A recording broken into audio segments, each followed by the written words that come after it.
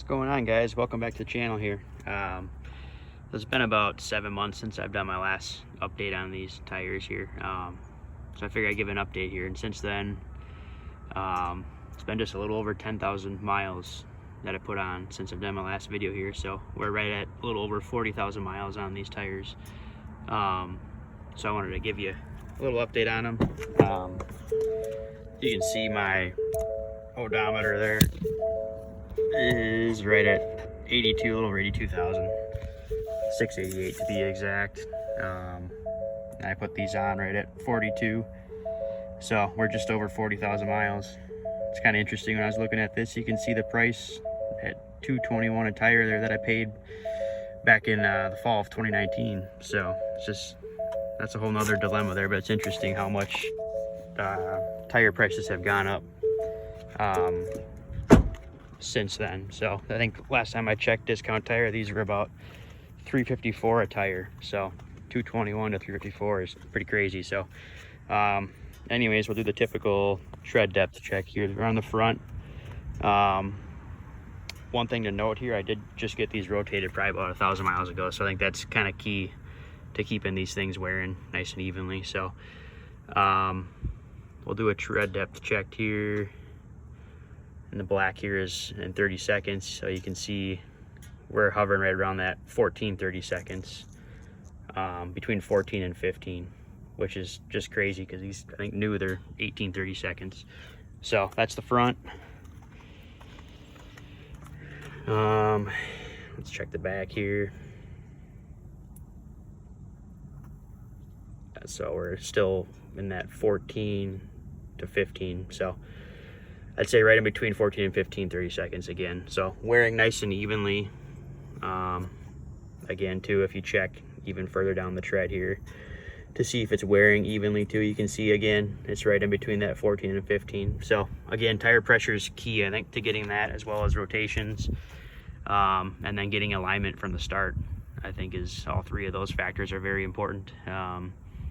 Probably the rotation is most important, and then from a maintenance standpoint, continuing, and then doing your chalk test for your correct tire pressures, because not every truck or vehicle is the same in terms of weight. So, and then obviously you have different load index ratings here too. So this is on my 2016 F-150, and I think the stock load index for 275 65 18 is 116. You can see we're at 295 70 18, and our load index is 129. So significantly heavier duty of a tire. And like I mentioned in my last video, these are the AT3Ws with the three-peak snowflake rating for winter weather. So again, traction, or I guess looking back at tread here, they have not, they've worn down a little bit since my last video here, but nothing substantial.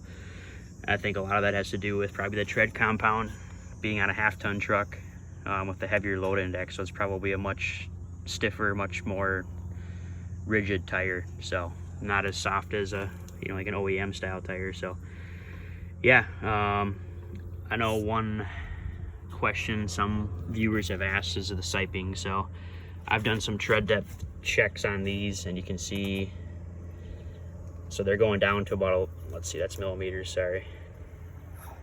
If I do that, they're about 12 or so 30 seconds. So some of the viewers asked if this is a full depth siping or not. I guess you could argue that it's not, but I would say it is, in the sense that wear bars go down to 330 seconds. So if you do that math subtraction, that brings you down to full depth siping at 330 seconds, which is where the tread bars are. The minimum tread bar warning indicators are, which are meant to notify you that you need replacement here. So I'd say siping's great. They go all the way through in that aspect. So I guess going back to the review here, so how has traction been? So since my last video, it's been spring and summer season, so not like snow or wintry conditions since then. However, previously they've been phenomenal for that, for holding up. You can see the canyon siping here on the inside and outside has been great for that.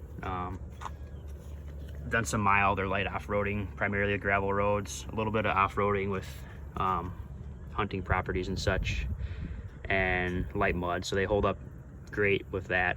They're definitely an all-terrain, so they're not a mud terrain for, you know, your bogging or swamp tires. So I wouldn't rate them in that category by any means. But for general daily driving, you know, like again, probably 85–90% of my driving is on the road commuting to work. So highway tires, very quiet. But if you have that weekend warrior or occasional off-road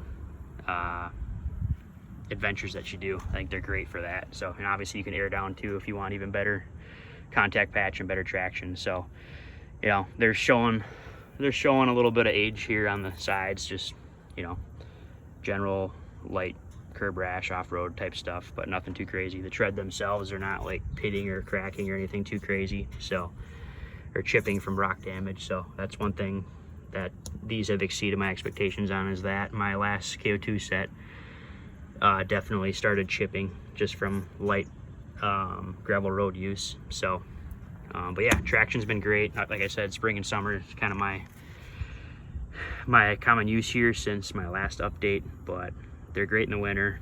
They shine definitely in wet conditions, especially on highways.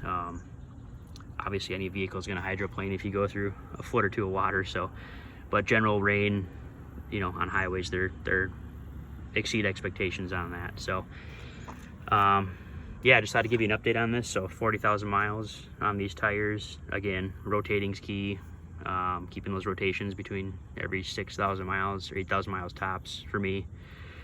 Tire pressure, make sure you do your chalk test. That's huge to figure out your pressures between your front and your rear to get even tread distribution here on your tires for good wear. And then like that initial thing too, getting your alignment when you get tires, I think it's, you know, it's about $100 or less to do. So it's definitely worth the money up front to get the longevity out of your tires. So yeah, that's where I'm at here. Thanks for watching, guys. Have a good one.